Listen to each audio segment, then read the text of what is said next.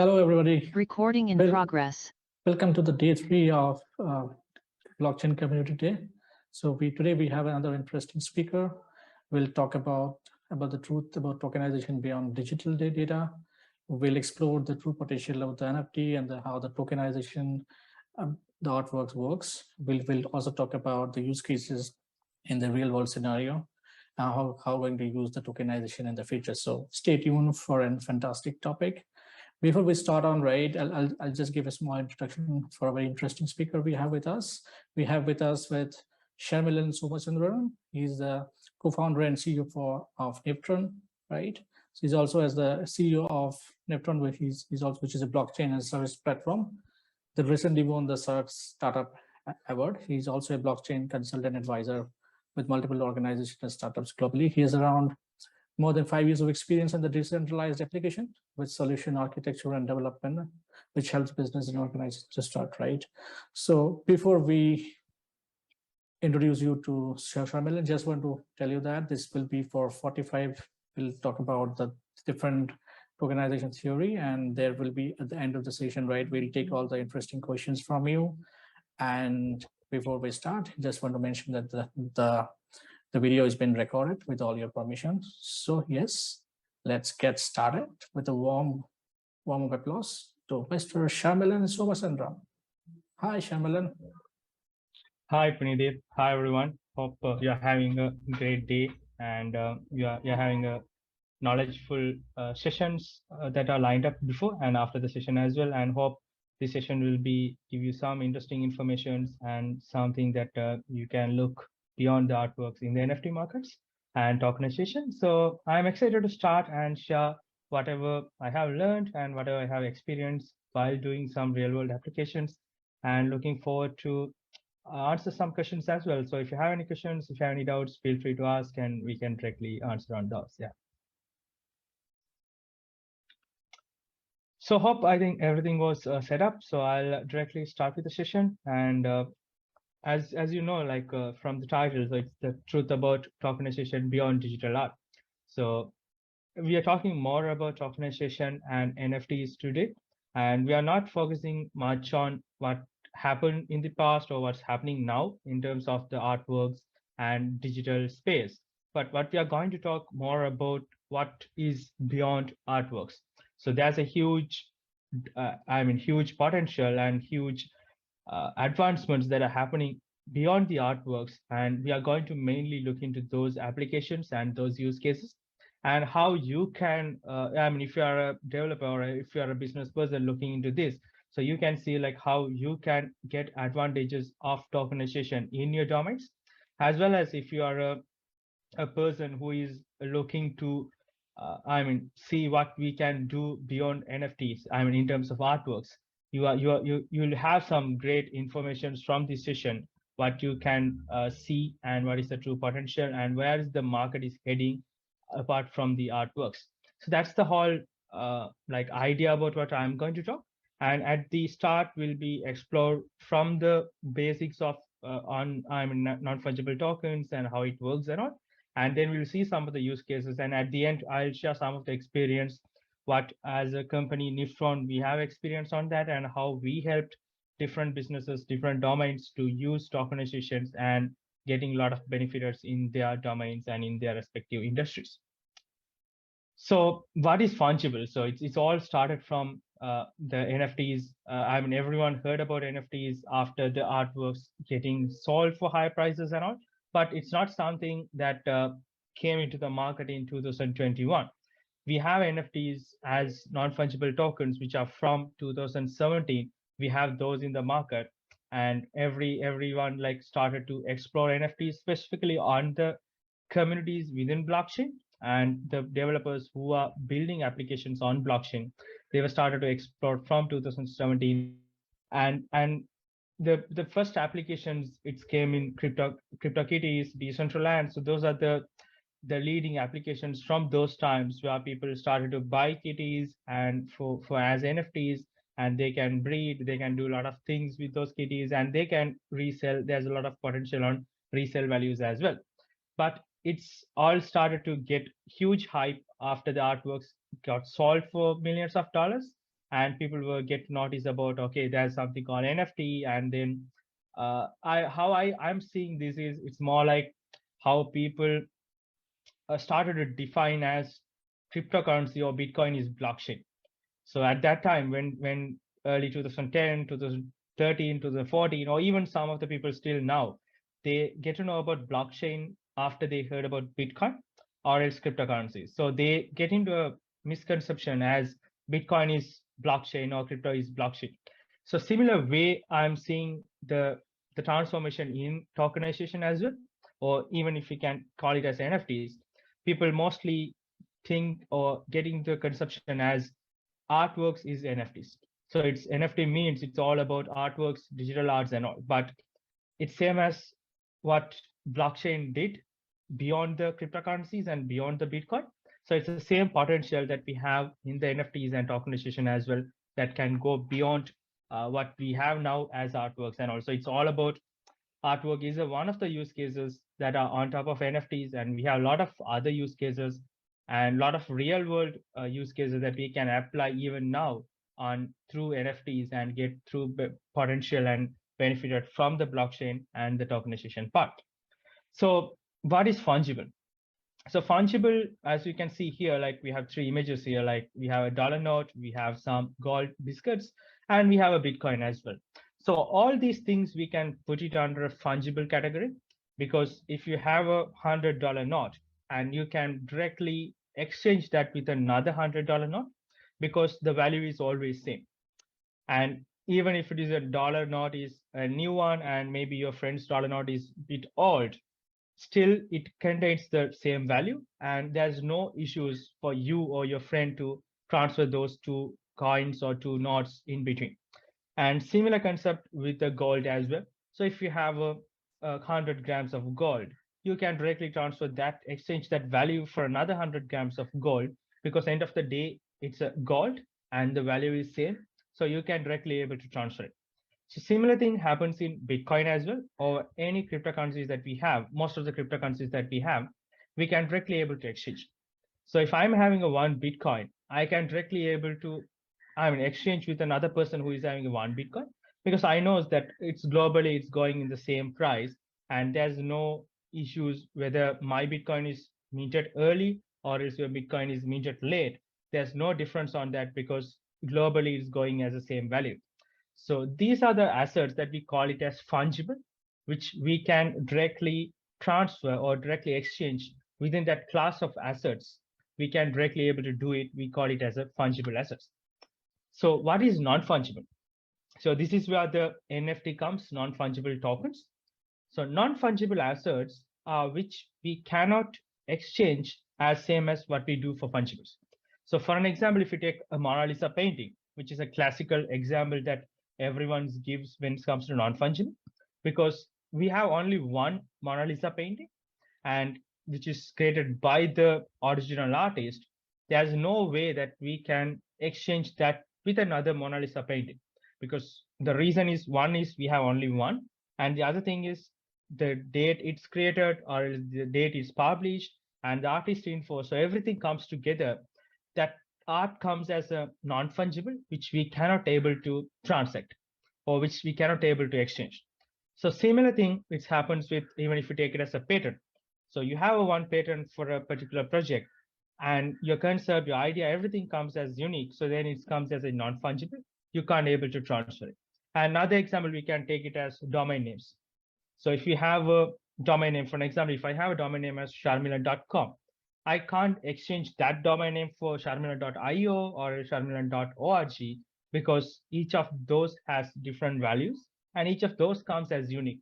So if I have sharmilan.com and there's another sharmilan.com, then it's able to transact. But here, these assets or these items is mostly comes as a one kind of thing, and it's always unique. So we cannot able to transact or exchange. Similar like that, you can take your houses for a classical example, because each of your houses or each of your apartments will becomes as a unique non-fungible asset or item, because even though you have and your neighbor has the same architecture house and same dimensions and same square feet and same materials and everything is used, but still these two are comes as unique because of the latitude, attitude, and the ownership and all the like sites and all those information that you're gathering from the land registry record. It makes that particular land and particular asset or particular house or apartment comes as a unique one. You cannot able to directly transact or exchange that with another house because both has a different values and different attributes inside that. So this is why non-fungible. This is why we call it as NFTs for when you are converting artwork, or even if it comes as a digital artwork, we call it as NFTs because the art is created at a particular time, which contains the particular informations and particular numbers and particular timestamp, particular artist info. It's all together comes and make that particular digital artwork comes as a unique one. And we can directly divide this into four sectors by two different concepts or two different attributes. We already seen non-fungible, fungible, but we have in those each non-fungible and fungible, we have intangible and tangible assets as well. So tangible means we can touch and feel, and intangible means it comes in digital form. And when it comes to non-fungible, intangible, that is where most of the artworks, which is on digital artworks and CryptoKitties, as I mentioned, and domain names as and I mean all the apes or whatever artworks that we have, it's all fall under that particular non-fungible, intangible category. And when it comes to non-fungible, tangible, where we have real world items that comes as NFTs, which is Mona Lisa painting or else your I mean automobile cars or whatever, and real estate things. And we have a lot of other real world items that we can put it as non-fungible, tangible. So one of the examples that we work on is on gemstones, diamonds, trackings, and traceabilities, which you can directly put it under the non-fungible, tangible items, which is mostly comes as a once in a kind and unique based on the location that they collect and the mining farms and different process that they go through. And when it comes to fungible, we have again intangible ones, which is again Bitcoin, Ethereum, all the cryptocurrencies that we can put it under that. And fungible, we have tangible also. We have the gold and oil, so different items that will fall under that, even including the fiat currencies. And what is the difference versus fungible and non-fungible? So fungible, as we mentioned, it's more like a summarization. We can interchangeable, and it's a uniform, so it's a one class of assets we can directly define, and it's divisible as well. So we can break one Bitcoin into two Bitcoins, or you can have $100 node, you can exchange with a person to get it as 250 nodes as well. But when it comes to non-fungible, it's non-interchangeable. You can't exchange it for a one-to-one. So we have another category of class of assets like semi-fungible. So we'll come to that later. But in non-fungible, you can't interchange. And it always comes as a unique, either one or else maybe two or three, which will becomes as a unique form of assets. And it's non-divisible as well. So you can't go and break an artwork or break a house into multiple. You can do fractionalization, which will be a feature of NFTs, but you can't directly break that into two or three parts and sell it. And so that's where it's all heading up to NFTs. So we are now focusing from now onwards, we are focusing more on non-fungible tokens. And let's start with the history of NFT. So the history of NFT is started from 2014 till 2017 is a phase we can define. And then what is after 2017 till 2021 or 22. So 2014 to 2017 is the major shift or else major market change that happens in not only on NFTs or things, but on globally on blockchain as well. Because until 2014, from 2008 till 2014, what blockchain can do to the world, it's all about cryptocurrencies, altcoins, and it's all about finance. But when Ethereum comes into the play in 2014, it's where the application started to, people can create applications, and it's opened up a huge window where all the other industries can come and get benefited from blockchain. So until that, it's all about finance and banking or else money exchanges, transfers.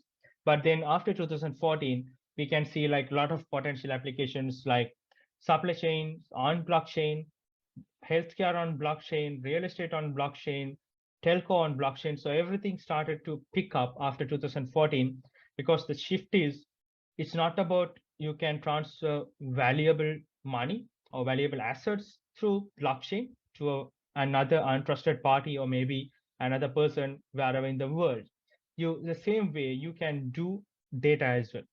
So the same way you are putting a Bitcoin and transfer to another person, you can put data into the blockchain and you can send that data, so you can store the data, you can transfer documents. So a lot of potential started to create after that. And that is the point. It's everything started to, I mean, everyone started to see blockchain in a different dimension or different way. And that leads people to create NFTs in 2016 to 2017 period, where everyone started to explore what we can do. I mean, other than crypto tokens or cryptocurrencies, what we can do beyond that.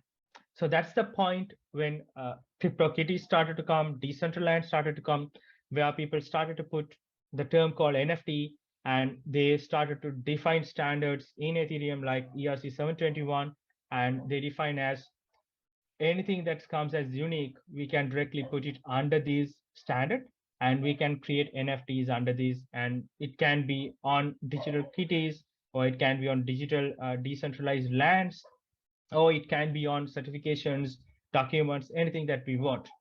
So 2017, it started to pick up, but then it didn't go that well. But there are a lot of potential applications happen. I mean, without getting into hype, but there are a lot of potential applications started to pick up. One of the major use cases at the early stages, it's on ticketing. So where people started to create tickets, event tickets, and concert tickets on crypto, I mean, blockchain as NFTs. And then it started to go beyond that a bit on, I mean, digital identities started to pick up on that, and a lot of certifications and things started to come as NFT tokens. But 2017 to 2021, it's another phase or another shift we can see. And maybe it's good or maybe it's a bad. The NFT artworks comes and picked up into the market, where people saw that there are like people are buying these artworks for $1 billion bucks.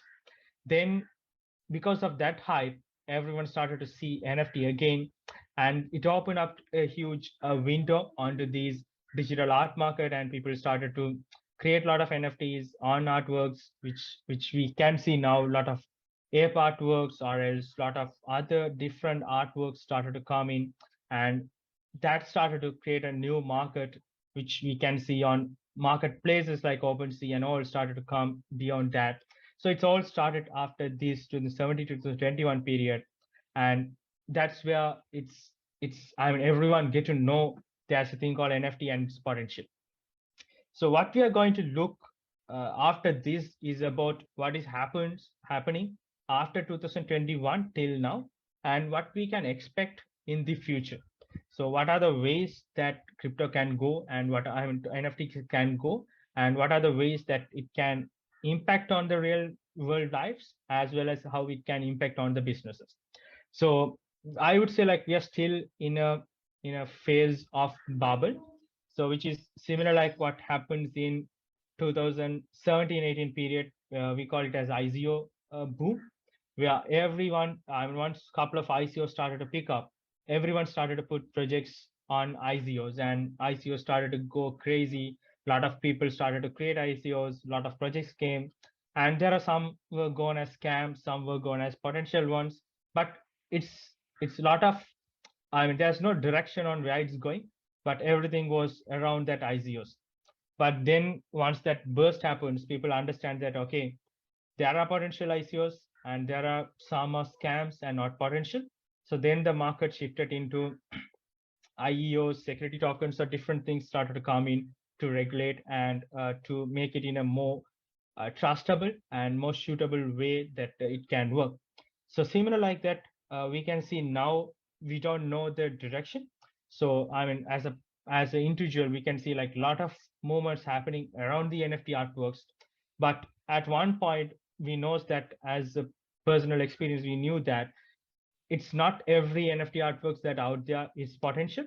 And there are some artworks which truly potential, which gives you a kind of one kind of a membership, or is one kind of access. There's a utility value and a lot of other benefited lined up behind that. But some of the artworks we can see it's just a piece of art, and it don't carry that much of a utility, or else it don't have that much of a secondary market value in a long term.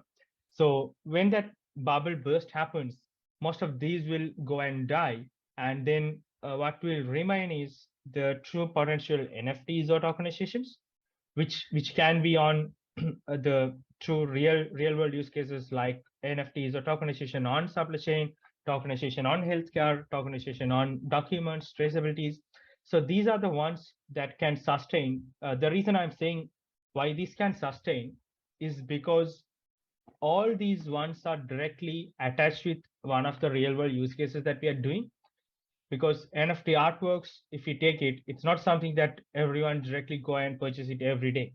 So it's something that the art lovers will purchase it. But if you are a person who is around this space, you knew that 90% of the people who are buying these artworks in marketplaces are mostly on traders who see the potential and the values, and they purchase it and then they resell it and all.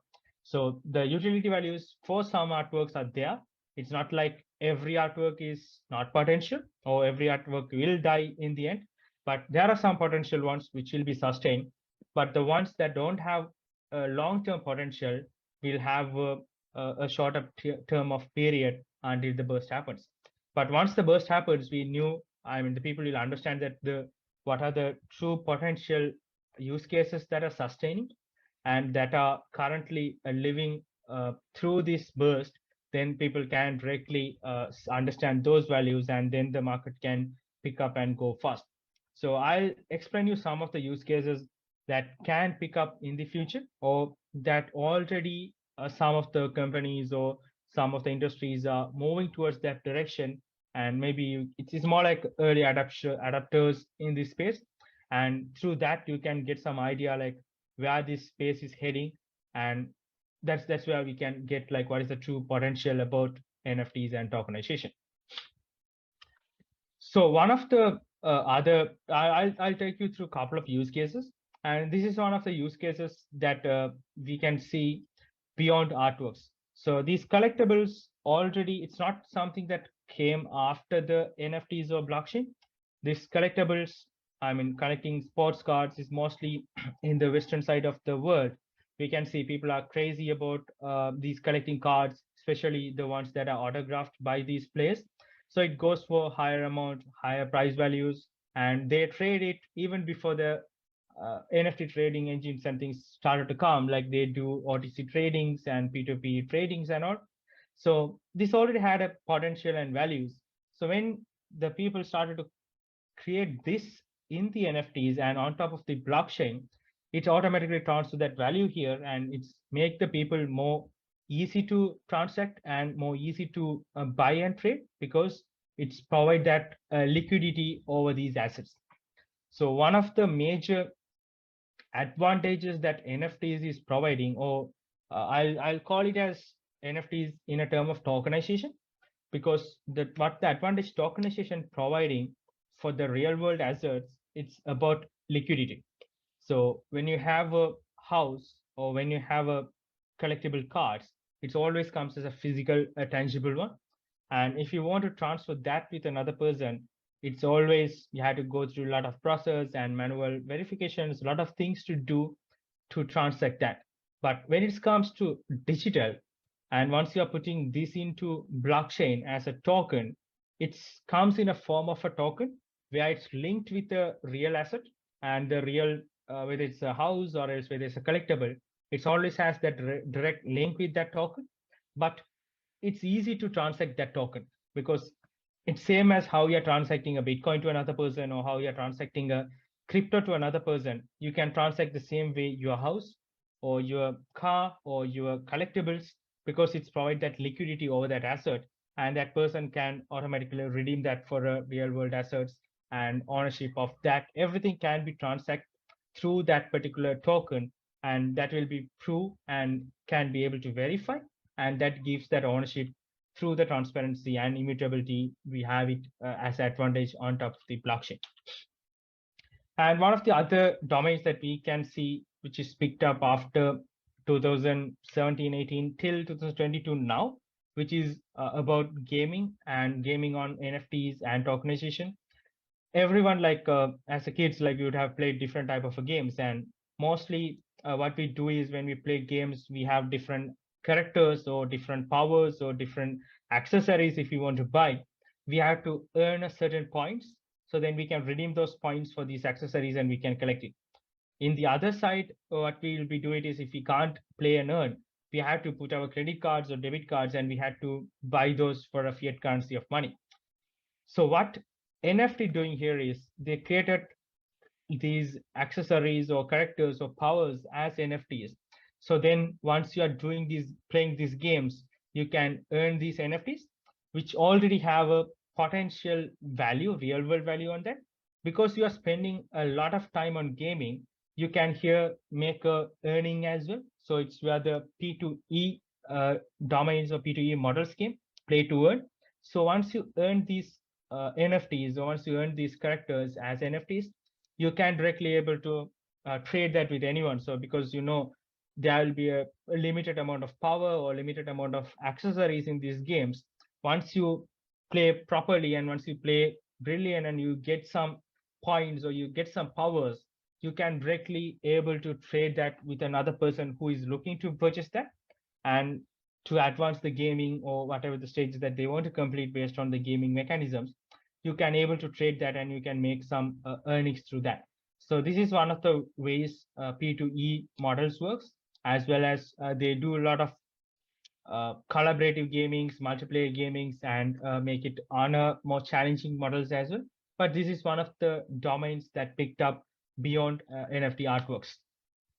And this is one of the games in early 2018-19 was a bit popular. I'm not sure like how it's heading now, but it's called Crypto Fast, which is it's about a card game, and you can buy different accessories for their tokens as NFTs, and you can combine that with the car, and you can ride it a bit more fast, bit more turbo powers and all. And at the same time, you can able to sell that for or exchange that or P2P trading for another person as well. So let's see how this domain is heading uh, after 2020 or where it will be goes. So one of the areas I can see it is on identification certification, which we already have some of the certification on blockchain. So which is pretty different than certification on NFTs, because certification on blockchain means you can create an image of the certification, you can get that image, you can put it into IPFS, and then maybe you can get that IPFS hash, you can put it onto blockchain, and you can call it as it's on the blockchain. Obviously, it's tamper proof and it's immutable. It's sitting on blockchain, but it's not gives that fungible. Fungible asset, or else, sorry, it's not gives that liquidity over the assets, as well as it won't give that direct ownership and verification at the end when it comes to this certification or this identity goes for a HR person, or else a person who is recruiting, or else it's going for some kind of a verification. It's very hard again for verifying those informations.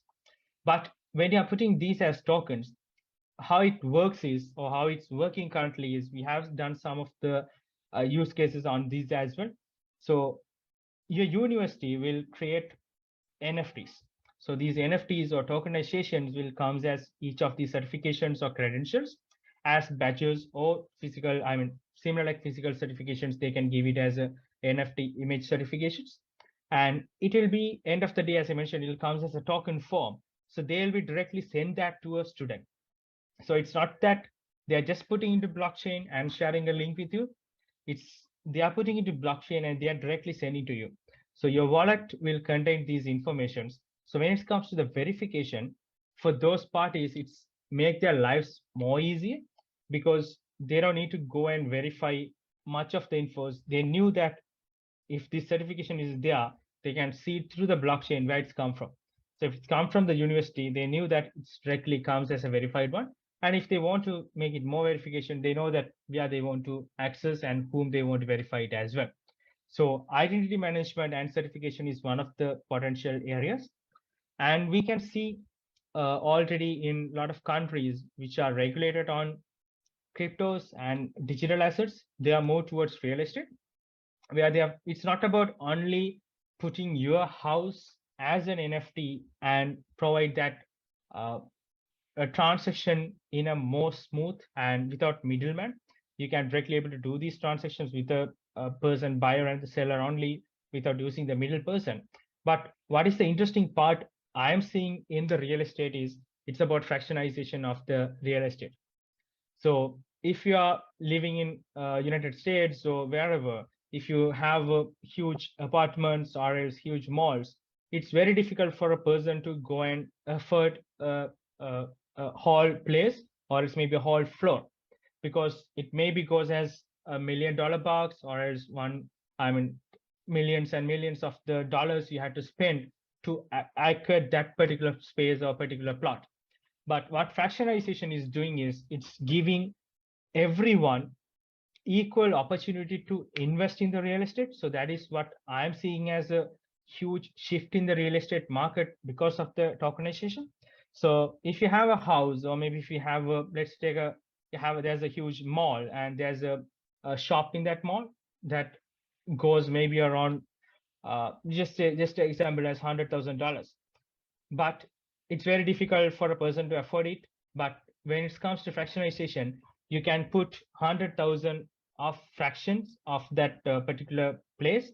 You can create as a fractionized tokens, and each token in that sense will comes as a $1.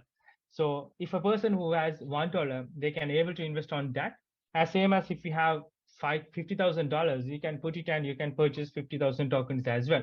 So it gives equal opportunity for everyone to invest on these real estate based on whatever the amounts they have. And once that investment is goes in, every month, maybe that particular floor or maybe that particular apartment is rent out and it's making revenues, it will be split across all the token holders. So every month you can make that passive income, as well as later on, if you want, you can transfer that or you can trade that to another person, because people can see maybe you bought it at the early stage for the one token is for $1, but now that $1 token is making you every month maybe around $0.5 or $1. So then people can see it's making that passive income. So based on that, the value of those fractionized tokens can go up, and people can go crazy and buying those things as well. So these are the ones that can have like real values on the NFTs or fractionized tokens. And supply chain is one of the interesting areas where people know that blockchain is used in supply chain for traceabilities of organic, pharmaceutical, and automobile. A lot of things will happen on blockchain-based traceabilities. But I'm not talking about blockchain-based traceability here, but I want to talk about how blockchain-based traceability can become more potential or more advancement using NFTs. Rather than tracing a batch of apples or else a single apple in terms of on blockchain to prove that whether it's organic, or maybe a batch of pharmaceutical drugs as well. Just what happens in the current scenario is most of the 95% of the supply chain traceability applications works in a way they just put those informations from multiple parties, and they just gather these informations through different IoT devices and mechanisms to put it on blockchain. And at the end, the consumer can go back and see from the farm to shelf whatever things happens. But with the tokenization, you can directly put, for an example, if you want to go more deep, you can tokenize each apples or each vegetables as well. But in a more practical way, you can take it in a batch. You have around 400 or 500 kilograms of apple, means you can put it as 500 tokens. So each token is represented on 1 kilo. So from that point onwards, when it comes to farm to transport person, the farmer will transfer 500 tokens to the transport guy. So transport guys traceability will become more easier, because they don't need to enter these values, and they don't have any way that they can go and immutable or tamper these informations, because it's always comes in a compact token format. So you are adding more values to that particular NFT or particular number of tokens as SFTs, but you are not able to change any infos. So that particular 500 tokens will becomes to transport guy. He will be transferred that to a warehouse or a factory, And then if they are, for example, if they are making juice bottles out of that 500 kilos of oranges or apples, and they can put it as a ratio, like if they get 1 kilo, they can make maybe a 2 bottles. So then everyone knows that 500 kilo means how many bottles they can make. So we can directly put a standardized mechanism. They can't bring any counterfeit products through the factory, because everyone can track how much comes and how much is going out. And when it comes to even bottling and all, we can directly convert that 500 tokens into maybe 5,000 bottles. And wherever it's distributing, each part of the world they're distributing, they knows that how much tokens were distributed through that. So they knows how many bottles were gone through that. And even if it comes to end consumer, they can, it's not about they're just seeing the informations, they can get that token, or they get that particular traceability profile attached with their particular accounts or maybe particular wallet. So that direct connection with that end consumer will be provided through this tokenization. So it's not about what happens farm to shelf. It can give you a access what can happen after the shelf as well. So medical, yesterday also I was part of one of the panel discussion with Tom in the blockchain community day. So we explore a lot on how tokenization and tokenomics can help redesigning the or remodeling the healthcare, specifically on the healthcare records. So tokenizations will provide a lot more secure and a lot more, 100% ownership to the patients for their data. So currently the data are with a lot of pharmaceutical companies accessing these data directly from the hospitals, or else if you're using medical apps or different devices, so those devices are, your data are collected through that, and those data can be sold out, or maybe they're already making sales. And I think yesterday's session we explored like 300 billion worth of market is there for the patient records. But it's actually the asset of the patient. If I'm a patient, my records is my asset, and I have to have the full ownership over that. Tokenization will provide that for you, in terms of you can create an account for you, and maybe you can create it as in a way tokenizing on each patient and attaching all of those informations to that particular token. So every information will be comes under that particular token, and at any point if the owner wishes only, they can able to share whatever the information with doctor, or maybe even they can trade that information with pharmaceutical companies, as they have a proper track record of those informations which connected with a particular token, which provides easy way to transact and easy way to do it. And we explored one of the use cases in Sri Lanka, where we worked with one of the medical apps, where we can able to trace and we can able to track patient records. It's not only about records when it comes to medical records, like it comes in file formats, it comes in lab reports, or different kind of information comes. We can make it everything as a kind of a tokenization, and you can able to track it, and that provides easy liquidity way of transacting. And on top of this, it provides that accountability. So it comes in a more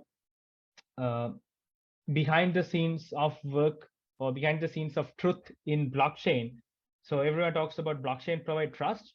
Of course, blockchain provides trust, but at the back, what blockchain is doing is, because it's provide that trust and the transparency, it makes every single user on that who are entering the data or who are accessing the data to behave more accountable for what they're doing, because blockchain never stops you, or blockchain use cases never stop you from doing or from making bad behaviors or bad actions. But once you do that, it's like you can be easily get caught, because everyone can see that what is happens, and everyone knows who did that. And it's more like a record that is stored, which cannot be tampered or which cannot be changed. So it makes everyone more accountable of what they're doing. And these kind of use cases, it makes more sense on that. And domain names, that we already have seen a lot of transformations going on that, like .eth, Ethereum name servers, and we have a lot of other domain name providers. I don't want to like mention each of the names, but there are a lot of other domain name providers which are providing NFT based and tokenization based domain names, which is a classical, or which is an example or the use case that perfectly match with NFTs as well.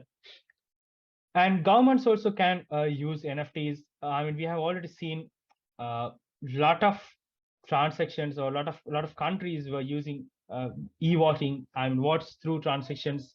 So every country, maybe at a small level, small scale, even Estonia, USA, India, a lot of countries were tried out on blockchain-based votings for different stages or different scales, and they can directly use it on a token model as well. So they can issue tokens, like for example, in that sense, it becomes more like a SFT tokens, so semi-fungible tokens, which is similar like how Bitcoin. So I would say Bitcoin is a semi-fungible token because it's a class of asset, or it's a defined asset like gold or fiat currency. So it's a one kind of asset that you have different number of tokens inside that. So similar like that, you have it for gold, you have it for dollars, or you have it for different items that we already seen on fungible side. But you can't have that on non-fungible side on these Mona Lisa paintings and all, which we comes as NFTs. But SFTs we can create. For an example, if it is a country is going on e-voting and specifically on blockchain voting, they know, like for example, if they have around 1 million citizens, they can create 1 million voting tokens. So each token will have a same value as one vote, and each will be given to or attached to one of the each citizen's wallets.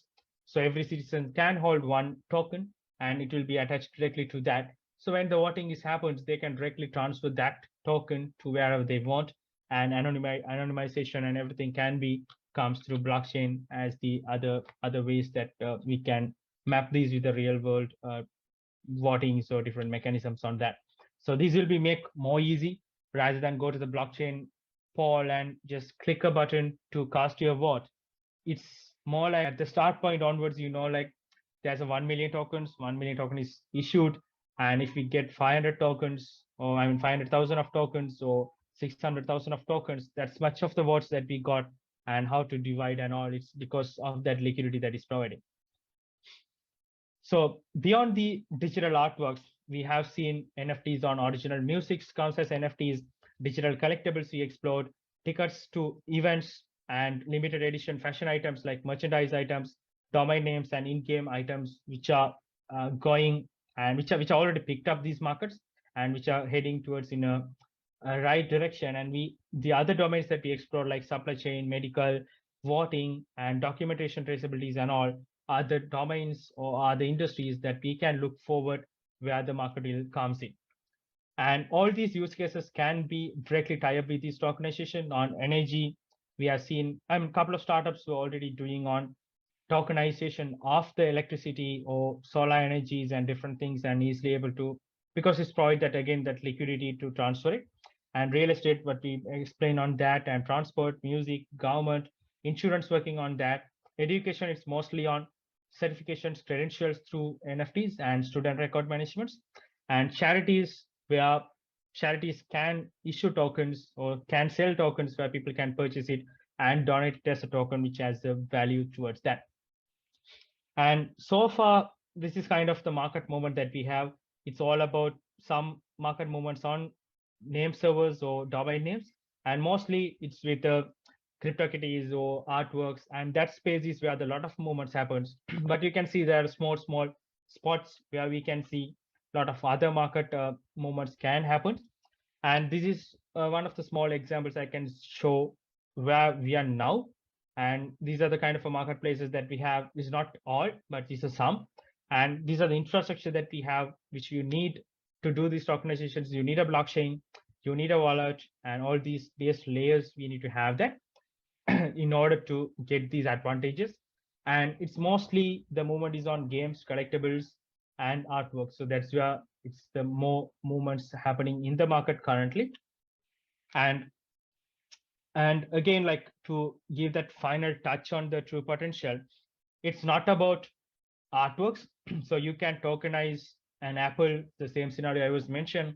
You can tokenize the SpaceX rocket itself, and you can profile, you can do maintenance, and you can tokenize the individual as well, and you can track records, and you can attach information through that. And at the last, I'll just touch on what we do. So Niftron is a blockchain as a service platform which built it based on NFTs and tokenization. So every project that comes through Nephron, which automatically goes through a SFT or NFT tokenization model, which is why we done it for supply chain, which is why we done it for documentations and healthcare. So everything will be go through this organization. The reason we do it is the vision of Nephron is to make the blockchain simple for the people who are in Web2 to transform into Web3 or directly building Web3. Because the problems is you don't have at the start you don't have that much of a skill gap and the learning gap on that, because blockchain is it's not that something that comes in like last 10-15 years where you have resources on that. Each blockchain comes very like 2 to 3 years old and you don't have that much resources on that, so the learning curve will be high. And the other side, even if you want to put your team to learn through that, it takes a bit of a time and the effort cost. And the secondary option you have is you have to go out and hire someone, which is costly at the moment because blockchain market is heading skyrocket, but blockchain resources, we don't have that much of a supply. So because the supply and demand, we have to pay a higher amount to hire these people. So that's one of the reasons we made Nephron, which comes as a version of software development kits like SDKs, like libraries, and we have a no-code platform which is called DPro. So in these two, businesses can directly come and integrate blockchain with the knowledge that they have.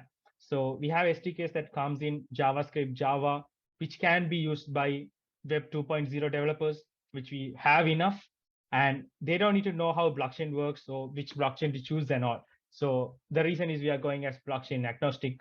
So we are not dependent on a single blockchain. We have multiple blockchains connected through that, and you can decide which blockchain you want to go. And you don't need to think a lot to choose which blockchain you want to go as well, because it's a cross-chain platform.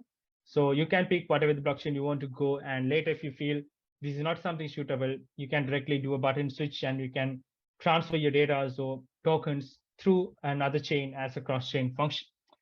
And if you don't have even a Web 2.0 developers, you can directly use with DPro. It's called decentralized profiling model. So in this one, you can explore supply chain, healthcare, different applications through DPro applications without doing a coding. So it's a no-code platform. You can directly go and put your products into blockchain, put your traceability into blockchain, put your health records into blockchain. You can create domain names, you can create merchandise items, a lot of things you can do through this particular no-code platform. So far, these are some of the clients that we have worked in locally as well as globally. And we have clients from Canada, Singapore, New Zealand, and also some of the clients from UAE as well. So we mostly work with clients on some of the clients when it comes to Web 2.0. We help them on the whole transformation journey and get them into the end goal where they get these direct impacts. And we work on supply chain, document management, healthcare record management, and even on NFTs and other part of the tokenization models as well. And these are some of the awards and recognitions that we got in the last couple of years for the work that we have done in globally as well as local. So thank you, everyone. So that's pretty much about my talk. I hope I covered within the time. So I think we have some time for the Q&A and questions to ask. And if anyone wants to reach, you can feel free to reach us and reach me. And if you have any questions on tokenizations or else NFTs or anything that you want to explore on blockchain, I'm happy to help you guys and share my knowledge and experience with you guys. Thank you, guys. Sure, Thanks sure, for listening. sure. Yeah. Thank you so much, Sharmilan. It was really fantastic, and you did give a really deep insights to how this tokenization works, right? And I think, yeah, we are bang on time. So it was really wonderful knowing from the deep insights, so what tokenization, how it works, right?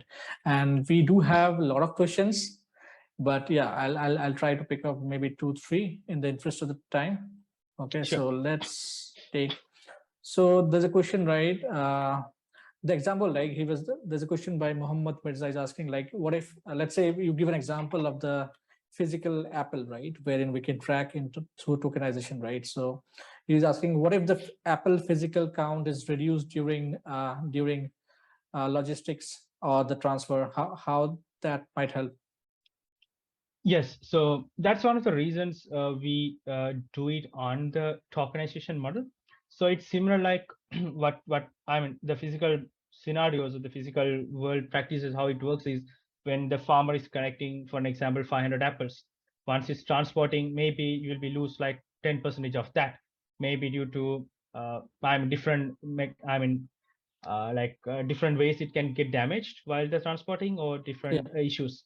So what we do it is, when the transport guy collecting these and giving to the farm, warehouse or a factory, they can calculate on how many percentage of that is gone. So they can ideally do it as a burn tokens.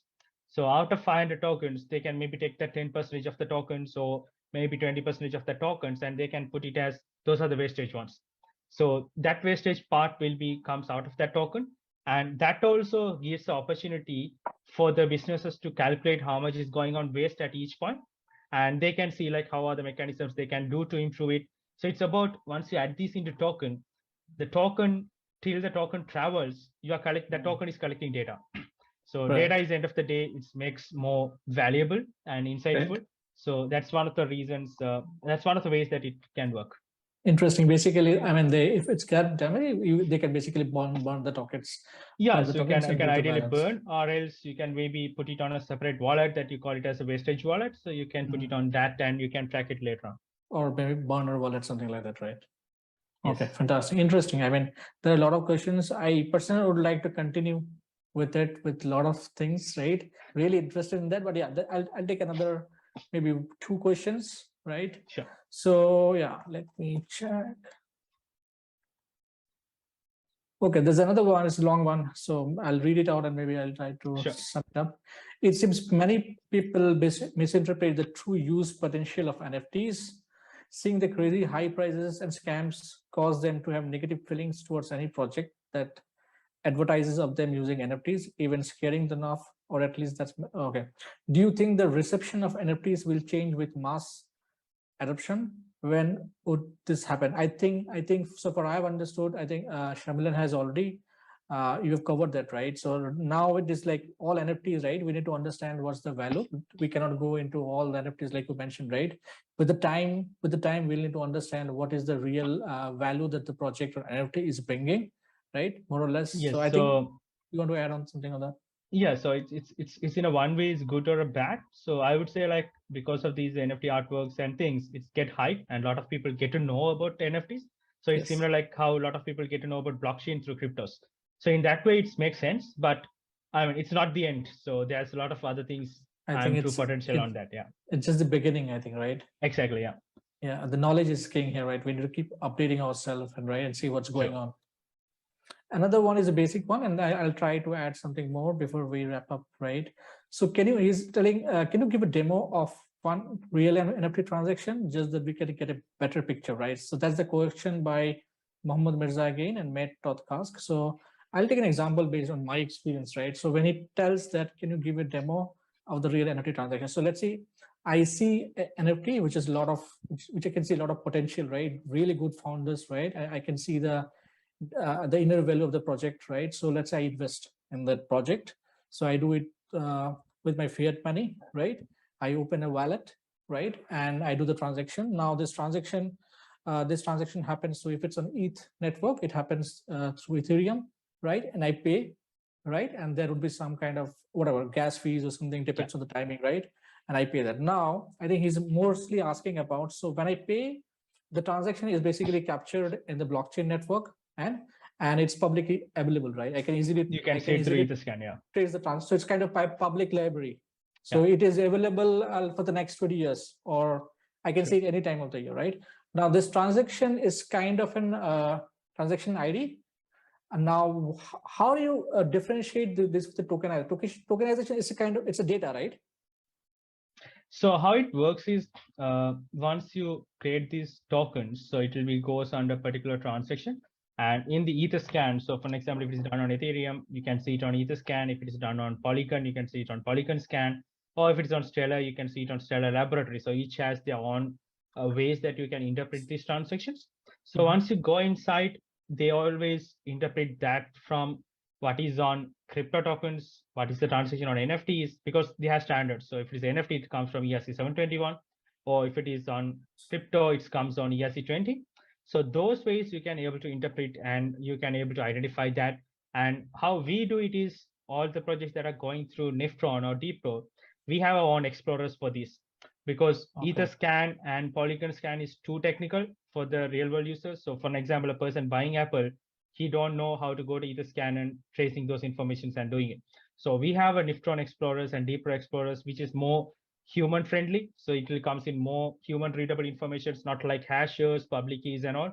So then people can directly verify those informations. And if they want, they can explore beyond that and go to the Etherscans and things as well. But maybe if he's looking for a demo, I would say like maybe you can reach me out and maybe we can have a demo on that. Yeah. Okay. Yeah. So I think, yeah, that is all for now. And thank you again for giving us a really good insights of the tokenization. I hope it really helped all of us here and the audiences as well. So yeah. Sure. It's my pleasure, guys. It's my pleasure.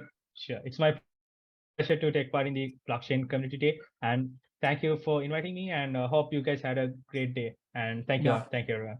Thanks, everyone. Great day. Yeah. So, okay, that's it for now for this session, the truth about tokenization, right? And now the next session we have within another 4 minutes, which is like NFT advantages and pitfalls, will be covered by Andre. So please stay tuned for another 3 minutes and we'll be starting the next session. Thank you, Sharmilan. Thanks, everyone. Stay tuned. Bye-bye.